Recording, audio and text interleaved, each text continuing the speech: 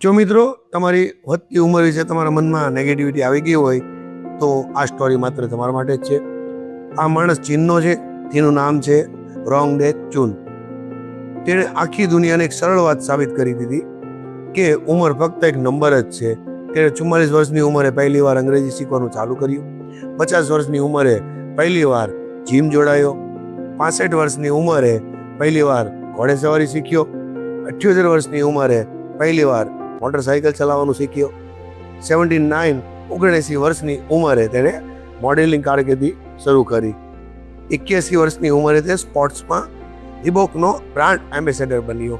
82 વર્ષની ઉંમરે તેણે પહેલી વાર એરપ્લેન ચલાવવાનું શીખ્યું અને 85 વર્ષની ઉંમરે તેણે ઓફિશિયલ ફ્લાઇંગ લાયસન્સ પણ મેળવી લીધું હતું. આજે તે પોતે એરપ્લેન ઉડાડે પણ છે.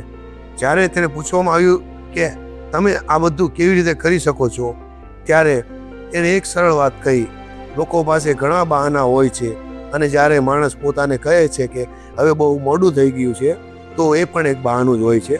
હવે એકવાર વિચારો, જ્યારે લોકો 25 વર્ષની ઉંમરે હાર માની લે છે, ત્યાં આ માણસ 80 વર્ષની ઉંમરે પોતાની કારકિર્દી શરૂ કરે છે. હકીકત એ છે કે તમારું સફળ થવું તમારી સિવાય કોઈ રોકી શકતું નથી. ઉંમર ક્યારેય સમસ્યા બનતી નથી કોઈની પણ. તમારું કમ્ફર્ટ ઝોન જ તમારી સૌથી મોટી સમસ્યા છે. અને એક વાત હંમેશા યાદ રાખજો કે જ્યાં સુધી શ્વાસ ચાલી રહ્યો છે ત્યાં સુધી સફળ થવાના ચાન્સ પણ તમારા સાથે ચાલી રહ્યા હોય છે. રામ રામ મિત્રો, જય સિયારામ, ભારત માતા કી જય.